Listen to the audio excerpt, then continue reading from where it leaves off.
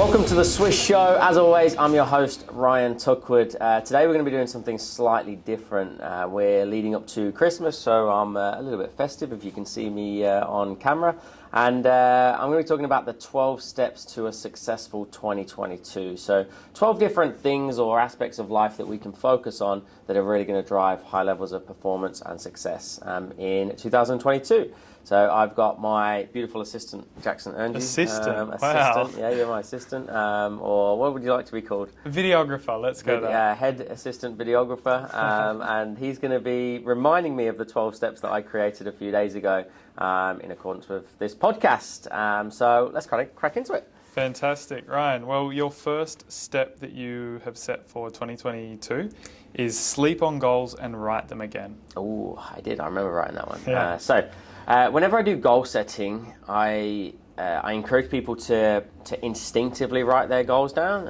As you know, and as many people know that have been following us for a few years, we break our goals down into a few different verticals, starting off with life goals, yearly goals, monthly goals, all the way down to weekly goals, and then even a daily to-do list. But once we get down to monthly and weekly goals, we break it across into 5 different verticals, being personal, business, health, financial, and family. I asked them to give themselves a score out of 10 on each of those categories of where they feel they are right now in life. So if they give themselves a 5 out of 10 for health, I asked them what do they need to do to move the needle to a 6 out of 10 in the next 10, 20, 30 days, quarter, whatever it may be. So I get them to do that instinctively first time round, and then I encourage people to sleep on it, because what happens is when you wake up in the morning and you look at your goals again that you wrote the day before, they're never as big as you actually want them to be. So we instinctively constrict our goals for as we don't want to be seen as maybe pushing too high or something that's unattainable. So I want the instinctive goal, I want you to go away, sleep on it, and then write them again in the morning and add another 10 or 20% on top of it. Sure. Is there any reason why you had that first on the list? Because goals for me is everything. If you look at our whole curriculum, the Swish Academy, we break it down into 2 parts. We've got mindset, we've got skill set, and then one of the key verticals in the academy itself, or our curriculum, is state of mind, and the very first one is goal setting. So I consider goals to be life's GPS, and if you don't know where you're going because you've never actually verbalized it or got it out of your head, then how are you going to get there? Perfect. Alrighty. Well, number 2, you've got commit to change, set deadlines, milestones, and specific metrics to know you're moving forward.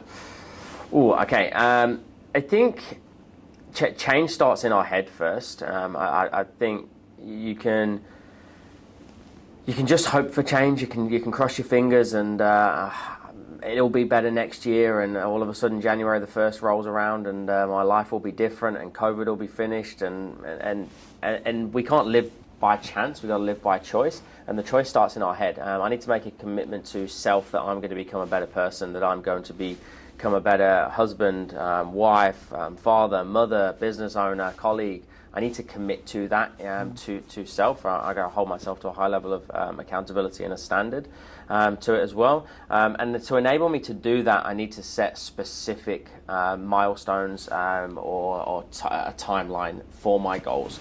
So the old adage is that we write SMART goals: specific, measurable, achievable, relevant is one word that I've changed in there. And timely. And for me, the time-bound nature of your goals is probably the most important, because if you don't have a deadline, if you don't have I will achieve this by this particular date, we will procrastinate on it, because that's the way that human beings are wired. We are not wired to just do things because we should. We're wired to do things because we need, and we have a deadline to do it. Most people, if they've got bills to pay, they'll probably pay it on the final day of the month. There will be a very, very small portion. Some people will pay it after the final deadline date. There'll be a very small portion of the population that will pay it as soon as that invoice comes through. And maybe rightly so, from a cash flow perspective, from whether interest rates matter anymore, but I think you get the gist. So yeah, making sure that you commit to change self. I would write a contract to self as well. I would say, I, Ryan Tuckwood, by December the 31st, 2022, will have committed to changing and implementing X, Y, Z and achieving all of these goals, because when I do, I'm going to feel like, insert the emotion that you want to feel at the end of the year. Awesome, fantastic. Now, moving on to step 3, you've got find an accountability buddy. Oh, yes. Accountability buddies are amazing, and they don't need to be paid. It doesn't need to be a paid coach or anything of the like. It can just be a friend, a colleague. It could be your partner. Sometimes I found getting somebody outside of your network is actually more powerful because they don't have an emotional attachment to you. So I know for me, the people that have held me accountable over the years, it's been such a simple process. Monday morning, we text each other our goals for the week across personal, financial, business, health, and family. And then on a Friday afternoon, we'll either have a quick catch-up phone call or just a text or an email to say, hey, this is what I achieved. So just knowing that somebody is going to check in on me, not necessarily reprimand me or punish me if I don't achieve it, but just knowing that somebody is going to be there waiting and almost unconsciously disappointed in me if I don't do what I said I was going to do. The Gartner Institute suggests that you improve your chances of completing those goals by over 70% by having somebody just waiting on the other end of a text on a Friday afternoon. So look at your network right now. Try to filter out those that are really close to you. Try to filter out those that maybe don't have their own house in order, that don't kick goals themselves, and look to see if you can level up to somebody that's already got a really good discipline in their life.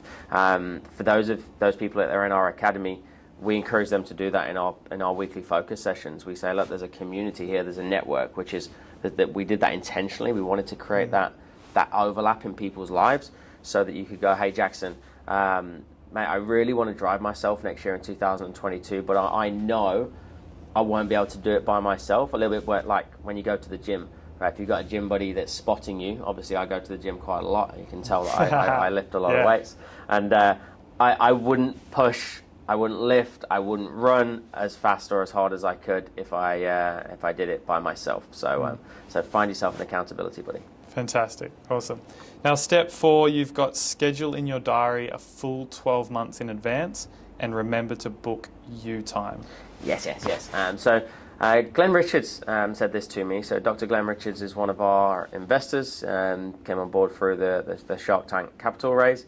So he's a very, very successful individual. He has, I think, over 30 different businesses in his portfolio. He's the chairman on the board at least 2 ASX-listed companies, founding managing director of Green Cross Vets, Pet Barn, had 6,000 staff and 600 stores. So he knows a thing or two about systems, but also how to balance that with having children, wife, and all of that jazz. So he said to me, and it was reinforced by a lady called Anna Samios, that's another one of my mentors, that I need to block out my diary for 12 to 18 months. 18 months is even better if you can go that far ahead. So if we're doing it right now leading up towards Christmas, take yourself all the way through to the end of the next financial year, and June 23. So open up your diary, say, firstly, I got to look after me. If we go back to those 5 core verticals of goal setting, the one that's often neglected is health. Second one that's often neglected is family. So the way that Glenn and both Anna recommended I do it is that they're the 2 things that go in there first. So when am I going to take a holiday? What time am I dedicating to health and fitness and me time? Anna got me to diarize in my calendar sanity time. So it does say in my diary strategy time, but it's actually sanity time. So the way I do that is bookend my week. So on a Monday morning, I've got a couple of hours of sanity time first thing in the morning, and then Friday afternoon, I've got a couple of hours of sanity time as well. So that I'm not sitting there on a Sunday night with my family like, shit, I've got a Monday morning meeting that I forgot about and not organised. I've always got that time to catch up and prep if my weekend goes awry, and having a couple of kids, that can definitely happen. And the same thing on a Friday, it gives me an opportunity to close the week down as well. So book them in there, and then I'm never more than, the way I've done it next year, I'm never more than 6 to 8 weeks away from a holiday. So that could be just a long weekend. So I've booked sporadically random Fridays off every 6 to 8 weeks. I've also looked at family holiday, so going away for like 4 or 5 days as a family. Don't know where we're going just yet, depending on the world, but regardless, I'll be taking time off. And then for me, one thing, and this is quite unique to me, I guess, but one thing that I know does happen historically is that for whatever reason, when I take a holiday, I get sick on the holiday. I think there's a lot of pent up like energy and almost like underlying stress of just going full pelt every single day for a long period of time, that when I stop, I then get sick. Yep. So what I made sure I haven't done this time is that after a holiday, I'm not running a boot camp, which is what I have done previously, because on the boot camp, it's 3 days of my real focus, almost 10-hour days. It's a lot of energy of teaching. So now I booked the boot camps just prior to a holiday. So I do the boot camp, I give everything that I've got, I leave nothing in the tank, give the clients the best experience, and then I'll take a holiday afterwards. Sure. So, Awesome. so yeah, open up your diary today and book it out for the next 12 to 18 months. Fantastic. Awesome. Now, step 5, you've got create a process for making decisions. Yeah, so I'm historically a poor decision maker. What do I mean by that? I procrastinate, I'm a people pleaser, I don't want to upset people, so I would rather sit on the fence than or previously I'd rather sit on the fence than just say, hey, look, we need to have a chat, something's not right, or the business is not going in the right direction. Maybe somebody wants to catch up for a coffee, and in the early days of business, I think many of us fall into the trap of going for coffees and having meetings for meetings. And what we need to do is protect our diary, protect our time. So that was where this kind of came from initially, was how can I become more effective, more efficient in my decision making so I can just say no to people. So what I stumbled across was the old Benjamin Franklin close. I don't know if you've heard of that strategy, but just grab a piece of paper, every decision that you've got to make, draw a line down the piece of paper, what are the pros, what are the cons, and make a decision from there. Like pretty much everything in your life, whether it be a new LMS, a new phone system, deciding if we're going to move to a new office, could be anything. But have a process that you use that you feel comfortable, so that when you make a decision, you go, that was an educated decision. I actually spent some conscious time thinking about it, but I didn't overthink it. I didn't over-process it and ultimately push decisions back and then miss opportunities. Sure. Awesome. That's fantastic. Number 6, you've got audit your network and intentionally select a new one. This could be a little bit controversial. So this came from looking at my news feed a few years ago and getting like frustrated. And I don't know if I was getting angry, but I was getting frustrated with the people that I saw, the posts they were putting up, when it was like negative. And then the more I thought about it, I'm like, whose fault's that? Like, that's my fault. That's my network of friends. They're the people that I've decided to expose myself to. So I started to randomly just start unfollowing people that I didn't believe were actually adding value to my day, my week, my life. That they might have been distracting me away from where my attention needed to be within the business, with my family. So what I didn't realize then, that was an audit, essentially. So now I intentionally audit, and I do it probably about every 3 months. I'll look at my Instagram, Facebook, and LinkedIn specifically. LinkedIn, I haven't really had to remove too many people, but Instagram and Facebook definitely. And I just go, look, is there anybody in here right now that maybe they're close to me in some facet, but I don't need to be exposed to them in other areas, and I certainly don't appreciate the way the content that they share on socials. So I started to just unfollow them. I reckon I've probably only deleted a couple in that time, but you can unfollow, so you don't need to tell the people that I'm unfollowing you. So now my newsfeed, and it took a little bit of time because of the lag, is just full of positive energy. And there's a lot of coaches on there, there's a lot of sales-orientated people, and I see a lot of content that actually inspires and motivates me. So that audit is really important. But then there's the secondary part to this, which is intentionally creating your network. Alicia and I did this just before Christmas last year. We were getting to the stage where we were catching up with friends and colleagues and other people that we'd known for a long time, but maybe they didn't have kids, maybe they don't have a business, maybe they don't have kids and a business.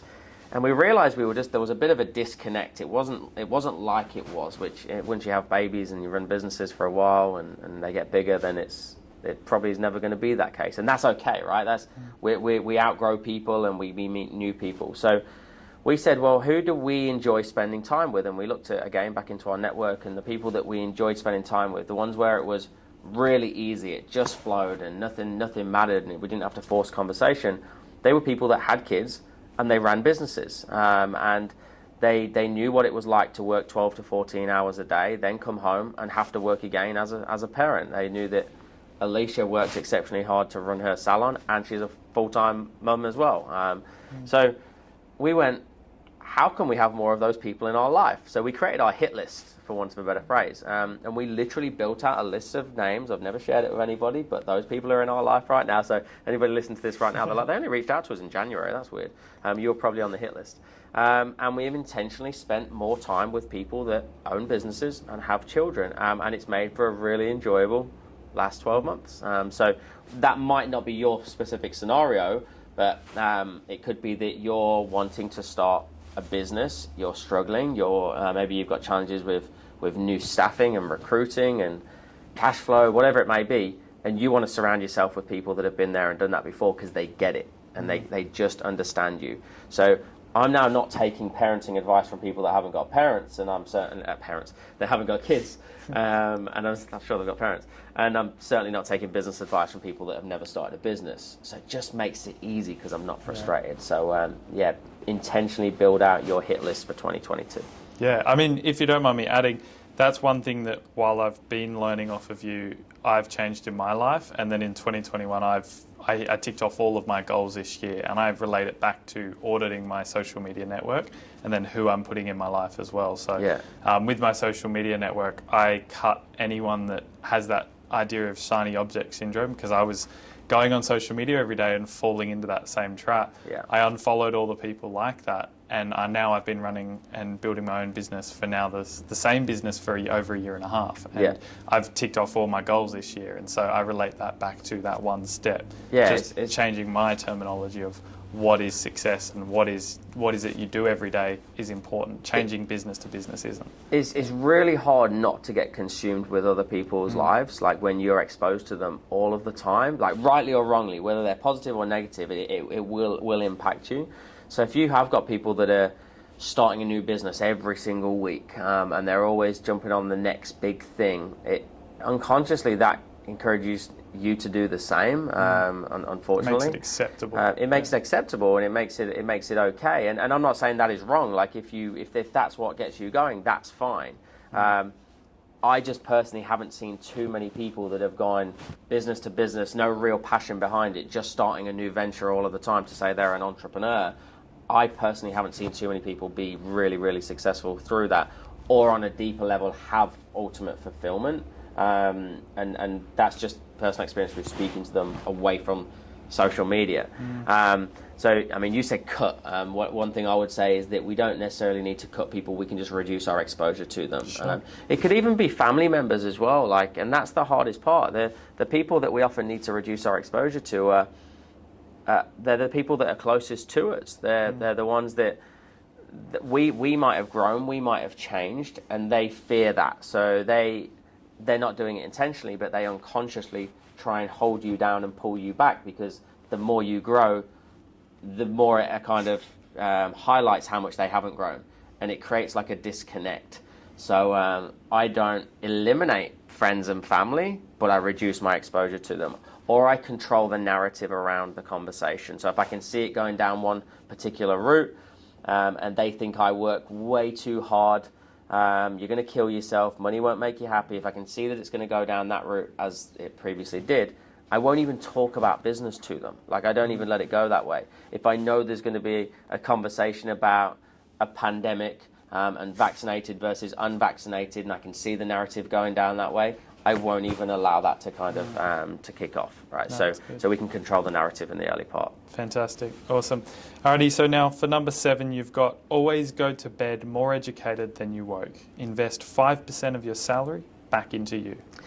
Yeah, I've been saying this for many years that when I went on I don't think it was a journey of personal development at the time, but my journey of realizing that sales could be learnt, like over a decade ago, my mantra soon became, I just want to go home tonight and I just want to know more than I did yesterday. I just want to see a little bit of progression. So progression, not perfection. And that evolved into a little saying of always go to bed more educated than you woke up. And then I remember watching a video of Tony Robbins probably about 2015. And I know what he was doing, and you guys all know what he's doing, and why I even say it these days, but it does ring true. And he said that you should invest 5% of your salary back on you every single year. That's relative. I respect that. But if you're making $100,000 a year, spend $5,000 a year on you, right? And commit to that. Commit to your own personal development. Like we have our tax that we got to pay. We got our overheads. We got our bills. We got our car insurance. We got our petrol. We got all of those things. But what are you putting aside for you? And he recommended 5%. So my question to people is always, over the next 12 months, like what areas of you are you actually going to work on? And not just fluff around and I might read a book or I might just stumble across a course, but intentionally go out there and say, like, this year I'm going to learn this, this, this, and this. And before you just jump into something, go away and do some research. Like, find the best in the business and see what they've got available. And it might not always be within that 5% budget. I get that, but is there a first step that you can take? You might not even need to pay for anything, right? That's just a rough guide. You can find lots of free resources online, but do something and intentionally go, this year I'm going to work on understanding financial literacy better. I'm going to understand how to work SEO online, whatever it may be, but be intentional about that personal development. Yeah, awesome. Alrighty, now I like this one. Step 8. Did you not like the other ones?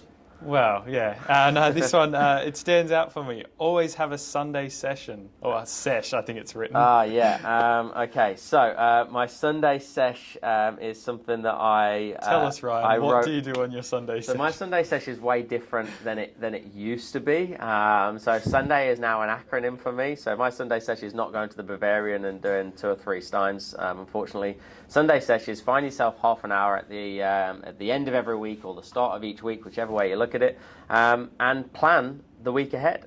So if you want the full acronym, the S stands for set your goals, and we've already gone through that, right? Mm-hmm. So spend some time and we write 5 goals in a week across those 5 verticals. I'll say it again: personal, business, financial, health, and family. So write 1 goal for each of them for the next 5 to 7 days, mm-hmm. ultimately.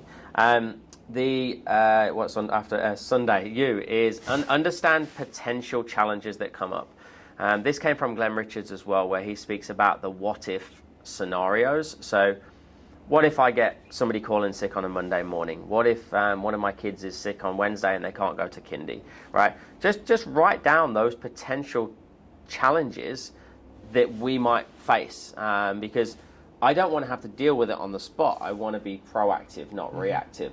And I know that can sound quite pessimistic, but I know for me, since I've been planning ahead and thinking about the what if scenarios, even when we do our quarterly all hands meetings, it's allowed us to think about those potential hurdles that might come up.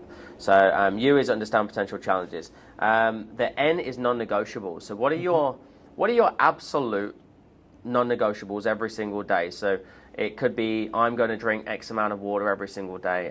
For me, number 1 on mine is that I will always kiss my wife and my kids. Good morning, good night. Always tell them that I love them every single day. Another one is that I will always reach out to, every single day, I will touch or reach out to 3 current clients and 3 potential clients. So just build out a list of 8 to 10 non-negotiables of how you're going to live your life every single day. What's that, son? The D is delegate. So go back to the tasks that you have written, so the goals that you may have written. Anybody that's done the training will know that we also do our Ivy Lee list, which is the 6 major tasks that we must complete tomorrow, and see if there's any that you can delegate. Is every single one of them utilizing your skill set to its full potential? Are you really an asset to the business right now, or can I go, do you know what, I probably don't need to sit and do my Facebook posts every single day as much as I like it. I don't need to sit on Canva every single day as much as it's quite fun. I can delegate that to somebody else. Might not always be possible, I get that, but it's worth just paying some consideration to that. So delegate is obviously something that we need to do. A is, what was A? Address issues early. So something quite pertinent to you right now today, which we won't go into. But if you've got challenges, if you've got maybe you've got a disgruntled customer, you've got a potential refund request. Nip it in the bud as quickly as possible. So eat that frog. If you've got a staff member that you need to have a conversation with, if you're going to be letting somebody go, if you're hiring somebody and you think, if I procrastinate or if I leave it till this afternoon, they might get another job offer from somebody else. So if there's an issue, if there's something of paramount importance, let's do it nice and early. And why, this is the clever one, why, is remember your why. Okay, you like Fantastic. that? Fantastic. I don't know, it just comes to me. So remember your why, which is just reinforcing the underlying reason behind everything. Because ultimately, things get hard. Like, life is tough. Business is tough. Relationships are tough. Like, everything is tough at some stage. And if you don't have a real reason behind why you're doing something in the first place, then you'll just give up at the first sign of a challenge, of a hurdle, of some sort of friction, or somebody giving you some sort of kickback. You'll just throw the towel in and you'll become that shiny object person that we spoke about earlier on. So I think it's really important that every single week that you reinforce the reason behind it all. Like, why did we create Swish? Our mission was to change the perception of an industry that is tarnished. But on top of that, now being over 7 years in, nearly 8,000 clients deep, and I don't say this in a glib fashion, and I say it very intentionally, we've transformed a lot of lives. Like, some people have said we've saved their lives, we've saved their marriages and their relationships. Like, that's cool. Like, that's really, really cool, powerful and fulfilling. That's why we do it. So if I get one customer that's a little bit frustrated, or if somebody gives me a little bit of abuse online because I wear a red pocket square or whatever it is, right?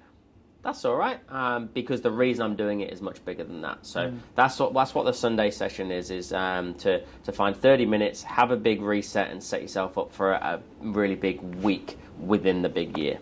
Yeah, awesome. Alrighty, you've got number 9, create non-negotiables, standards that you live by daily.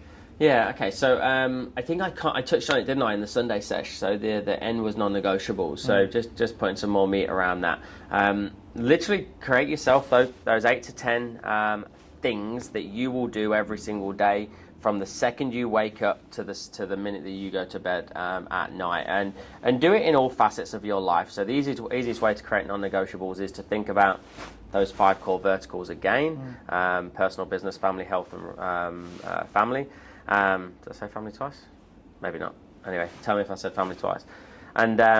And just go, what are my non-negotiables on a day-to-day basis around my family? What are my health non-negotiables? So it might be that you start getting up at 5:15 instead of 5:30. It might be that you drink 2.5 litres of water instead of 2 litres of water. From a business perspective, if obviously we're a sales training company, maybe your outreach increases by 10% from where you are right now. Sit there and work out what was in 2021, what was my average outreach every single day, week, month, year, and I'm going to increase 10% on top of that. That is non-negotiable. At the end of every single day, I'm now going to make 55 calls instead of 50 calls each day, right? For argument's sake. And laminate them. Put them somewhere that you can see them every single day. Mine are on my whiteboard up there. And just remind yourself that is the standard that I set for my life, right? We all have a standard. We all give off first impressions, whether we like it or not. When people see you on social media, they think something, whether you like it or not.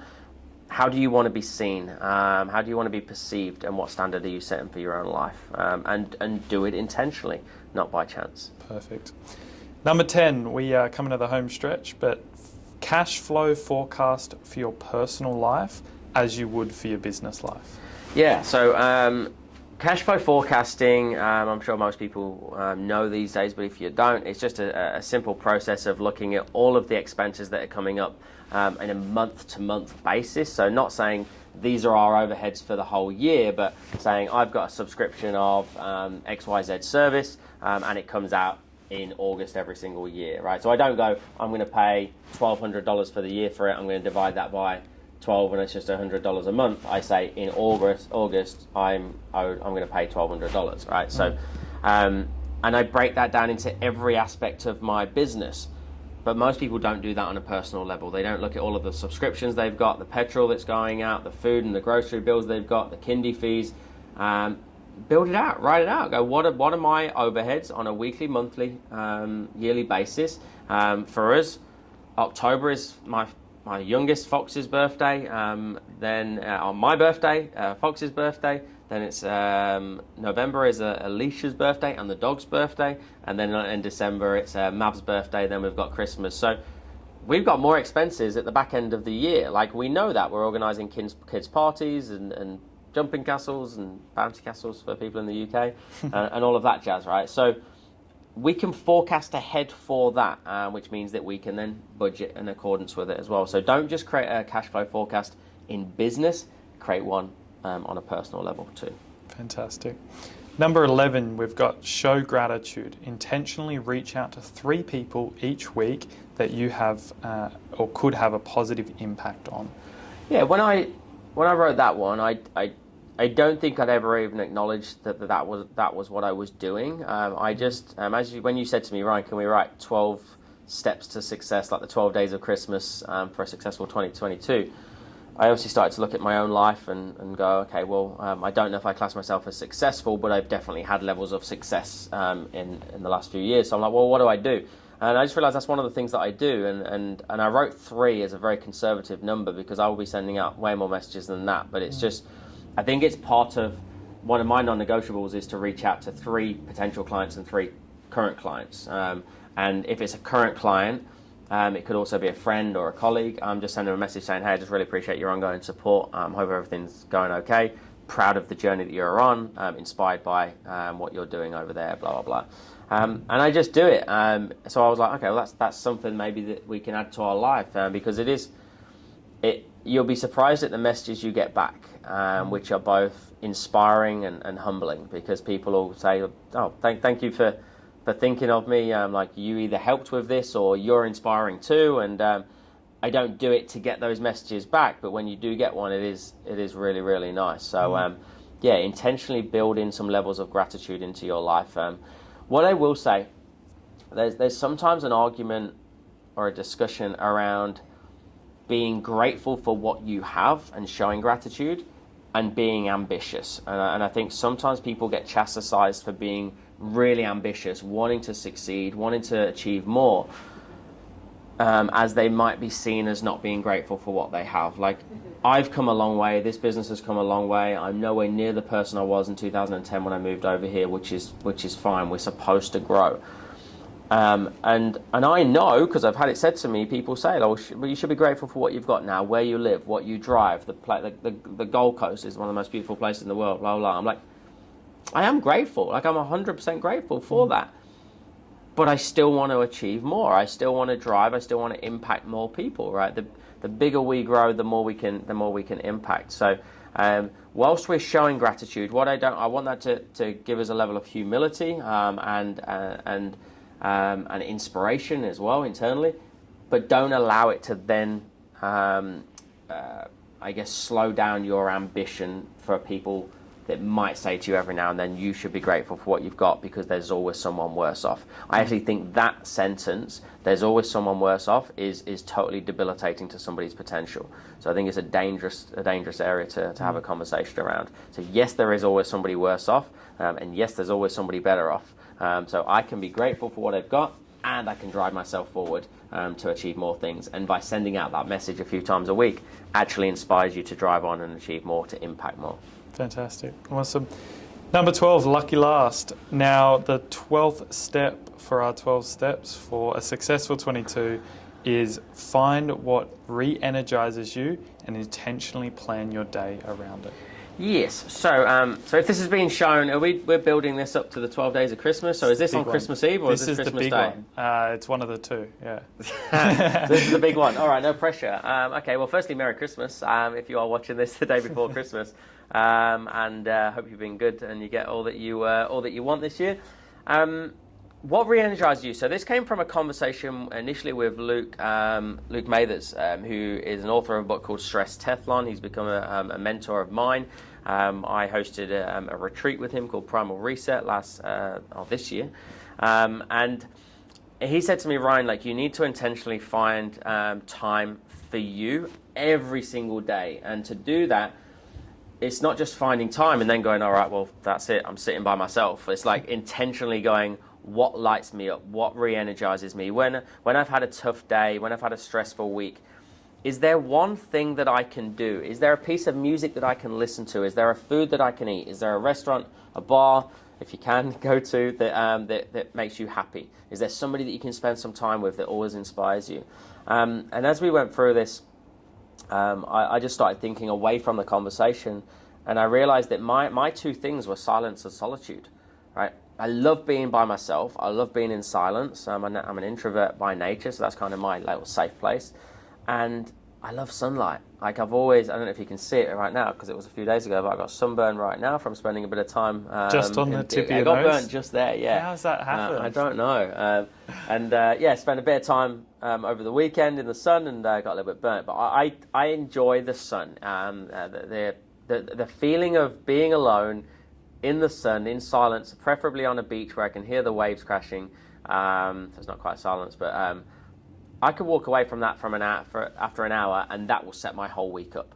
So after that, I communicated that to my wife Alicia, and I'm like, I just need this. And if you've got kids, people will get this. Like sometimes there's just a little noise in the background all the time. There's just that little whinge, like 24/7, just always going on. So we now both, she has since joined a gym, and that's one of the things that lights her up. And I just said, I just need an hour on a Saturday. When the kids go to bed in the middle of the day at the moment, I just need to go and get myself some silence and some sunlight. I mean, it doesn't have to be an overly sunny day, but just to get outside. On top of that, what Luke encouraged me to do, like right now we're sitting in our studio, which has got blackout blinds. I spend a lot of time in here coaching companies all over the world, and it's pretty dark, it's pretty gloomy, with these big bright lights looking at us. So we're on the Gold Coast Highway here. I can open the blinds, I can step outside onto a balcony and get some sunlight. So Luke has told me to intentionally, after every single session, walk out of this office, get some sunlight, and get some me time as well. What I was previously doing was I'd finish a session, I'd go straight onto my emails and just stay in here, and then I'd go home at the end of the day and I'm totally drained. And then it was almost like everybody internally within the business and all of our clients was getting the best of me, and then Alicia and my family were getting the rest of me. And that wasn't fair on them. So just creating those little snippets, those little 1%ers every day, figuring out what it is first is important, will allow you to be more energized, more focused, and hopefully more fulfilled every single day as well. Fantastic. Awesome. Thank you, Ryan. You're welcome. Thanks for asking the questions. Hope you enjoyed it. For everybody else that listened, as always, I was Ryan Tuckwood, my glamorous host, assistant, videographer.